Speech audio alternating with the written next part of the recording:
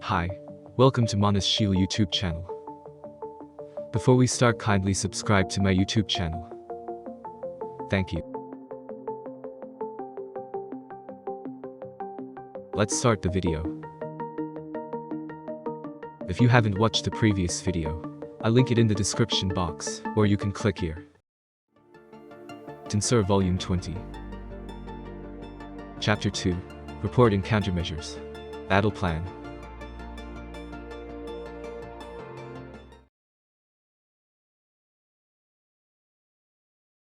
Once again, I vowed to myself that I would overcome this crisis at any cost.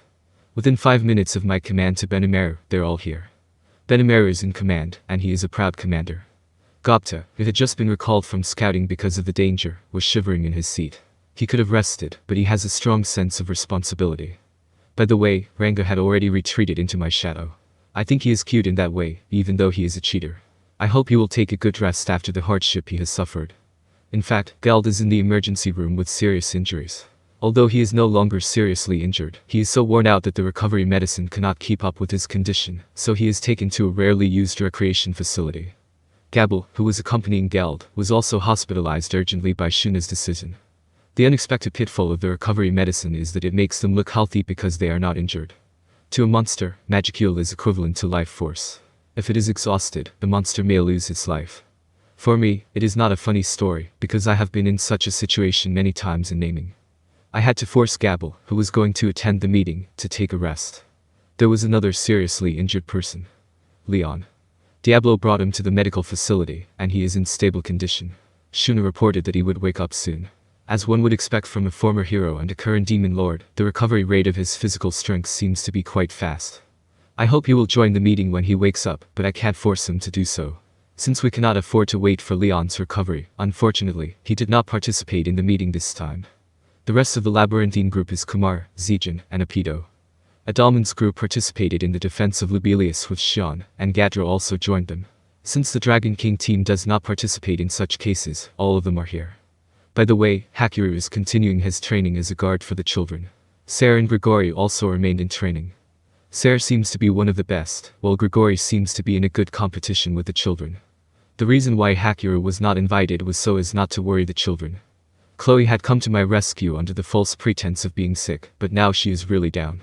That's one of the reasons why I'm trying not to make Kenya and the others feel uneasy.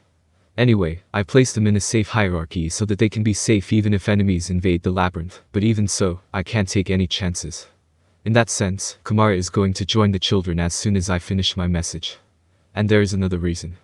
Momiji and Alvis have taken refuge in this labyrinth. Keat had also come to the labyrinth to accompany them. She has experience in childbirth and knows pregnant women very well, so she is a perfect person for the job.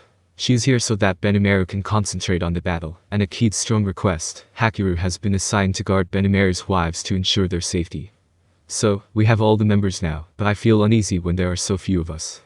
It's no wonder they are scattered all over the place, but with Carrera's safety still unknown, it's only natural that we feel a sense of crisis like never before. Anyway, I have to swallow such anxieties and behave myself with dignity like Benimaru.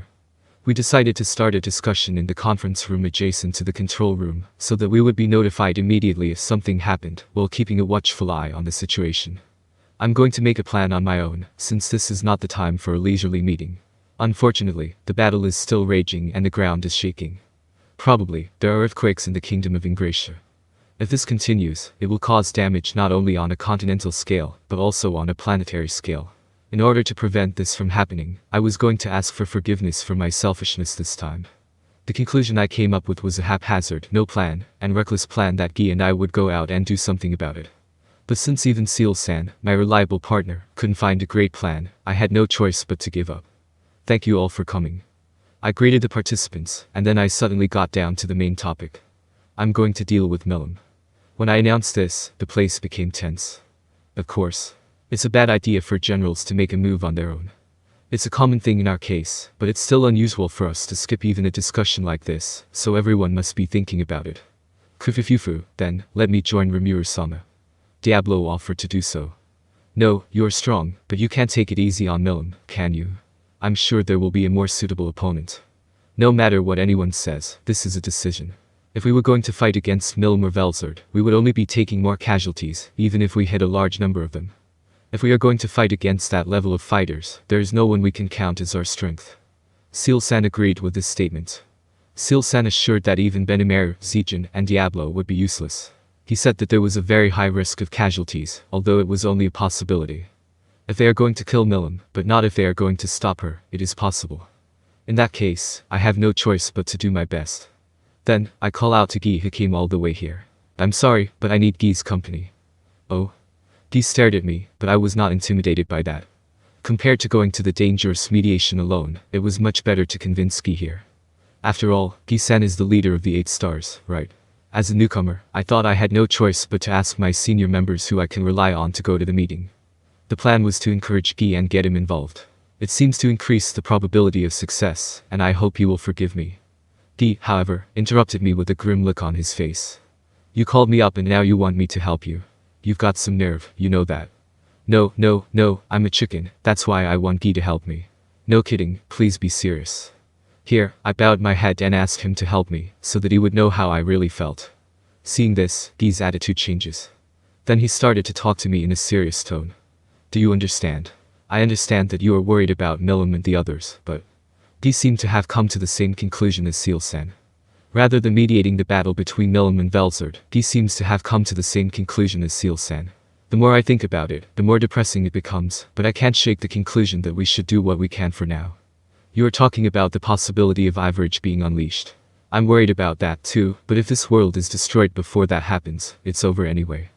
I said this to Guy, trying not to be intimidated by him and showing my resolve. You noticed that? Guy said in an amused tone and sat down silently.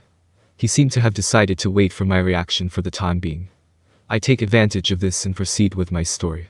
Actually, I don't know what Velzard is trying to do. I don't think that her intention to make Milm really angry was to cause a runaway. What does Velzard want us to do after the runaway is a means to an end? If we know that, we might be able to do something about it. Now is not the time to dwell on it. To save Carrera and the others, we must put it behind us. As I was thinking about this, Guy muttered something to me. Maybe Velzard wants to see me in action. What? Her wish has never changed.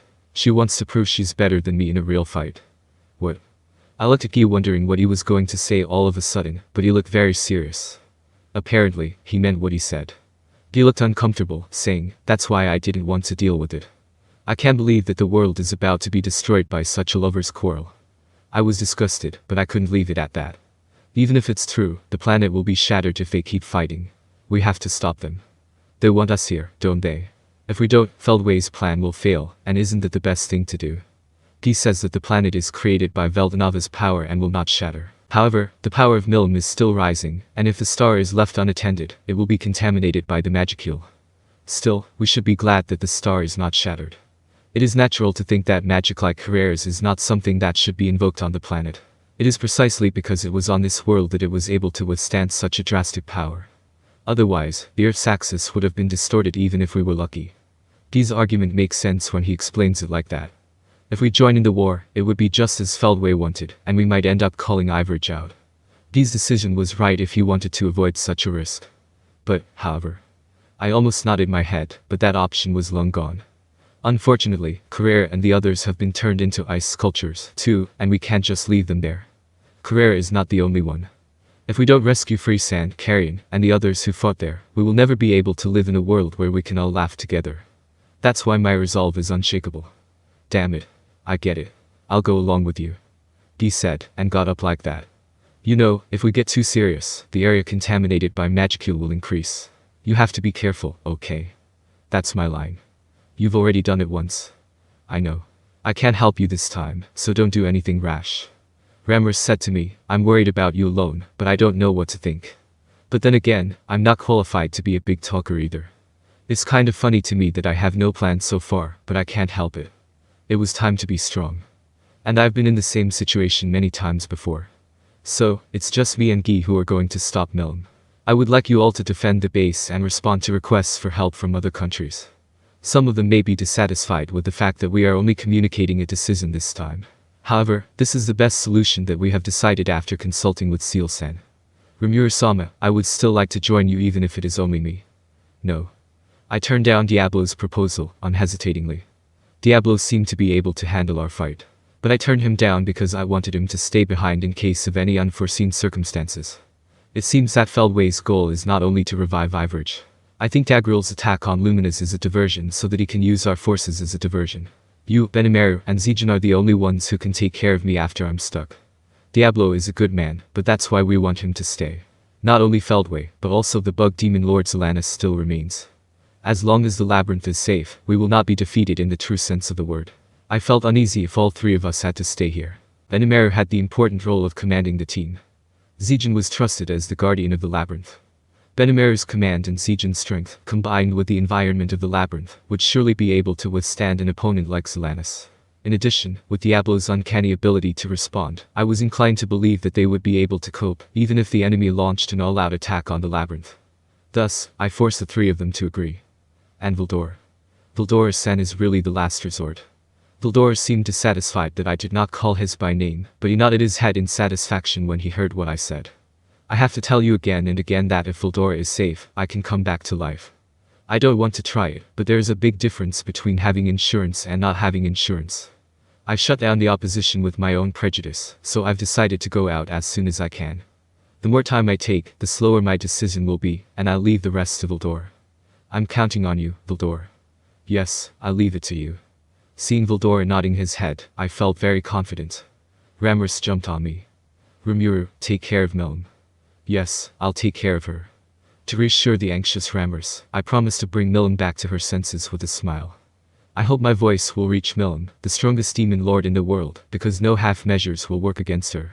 If I can control my anger, I will naturally come to my senses. In fact, it is a matter of luck.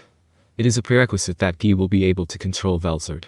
Then, we must be prepared for a long battle while making adjustments to minimize the impact on the planet. This was an unprecedented recklessness. To begin with, facing Milm in a runaway state while holding back is a suicide mission. I assured Diablo that it was impossible, but I wasn't so sure either. But I have no choice but to do it. Benimaru will take over. Don't worry. I'm glad Benimaru is here. We need to be ready for any requests from other countries, especially Libelius is under the war. We do not know what will happen. The situation is changing moment by moment, and we have to respond flexibly while distributing the remaining forces well. Only Benimaru can be entrusted with such a difficult adjustment. I nodded back at Benimaru. Well, let's see. Don't go on a rampage and cause more damage. Let's wake Milm up before it's too late.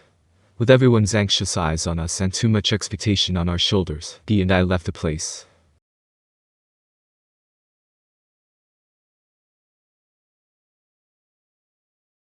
Thank you for watching. Hope you enjoy it.